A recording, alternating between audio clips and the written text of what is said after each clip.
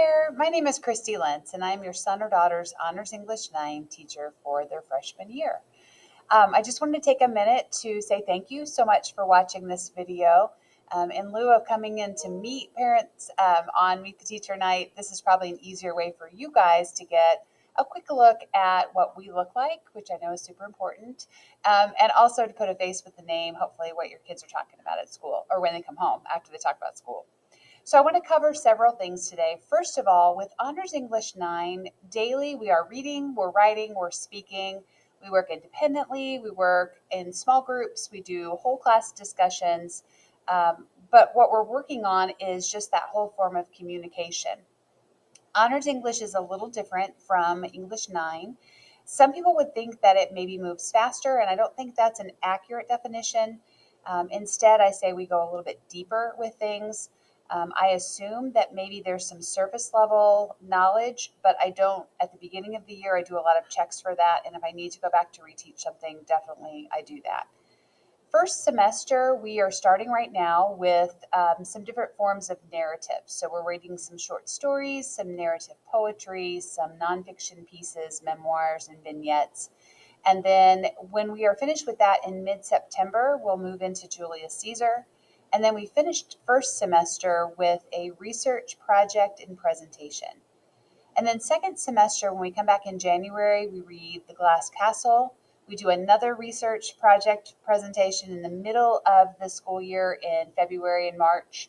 And then we wrap up the end of their freshman year, April and May, with some Lit Circle books, some small group reading.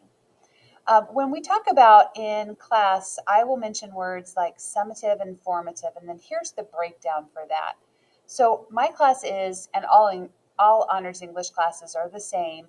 We are 20% formative and 80% summative. And so here's what that means.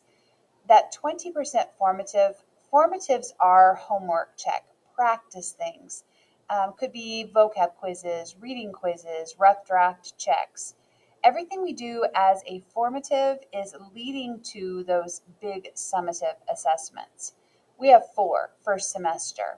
The first summative is going to be a narrative. The second and third summatives both go with Julius Caesar, and they are a timed write and a one-pager, which is a research-based creative project. And then we finish first semester with our 4th summative assessment, and that one is a research project and presentation. So going back to the idea of formatives and summatives, those formatives are checks that are working toward that big project, paper, test, whatever it happens to be, and that's why those grades are weighted more heavily in that 80% category. Those are never sprung on the kids at the last minute. Those are always something that we work on for several weeks at a time. Due dates will be posted, and everything we do is sort of a step-by-step, kind of I'll break it down into smaller parts to get to that big final assessment, whatever it happens to be. And speaking of finals, we do not have a final exam in Honors English for either first semester or second semester. So now I'd like to talk a little bit more about student expectations, your son or daughter expectations when they are in this classroom and when they are in Honors English.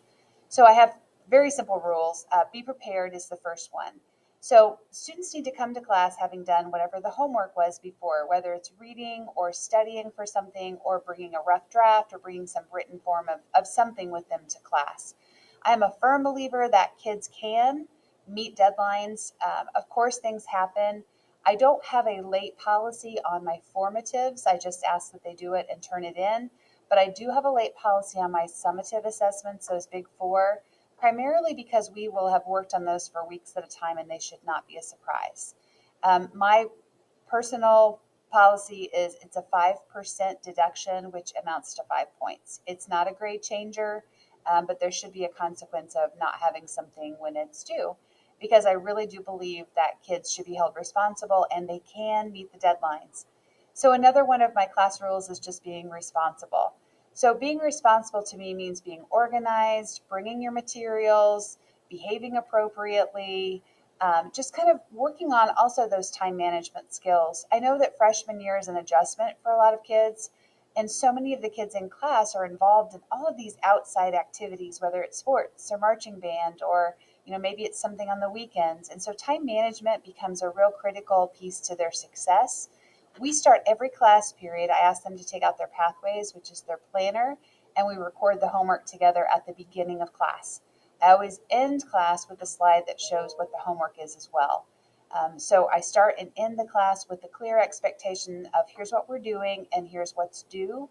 And I think that really, if you can stress anything at home, it's that sitting down and looking at what do I need to do to be prepared for class. And then my final rule is just to be respectful. In the class, I tell them just be nice. It's not that hard, but just respecting other people's opinions. We do a lot of small group discussions. You don't have to agree with everybody, but I do believe that everybody deserves to be heard, and I'll make sure that that happens here. In terms of reaching me, the best way to reach me is through email. My email is klentz@ccs.k12.in.us. If you go to the school's webpage, you can search staff. My first name that's listed there is Kristen. I go by Christy, but that's the best way to reach me. I do check email frequently during the day. In the evenings, I do set a time where when I'm done with school, I'll check it again in the morning. So if you send me a message, you can expect a response within 24 hours. If it's been longer than that, please do submit something or send me something again.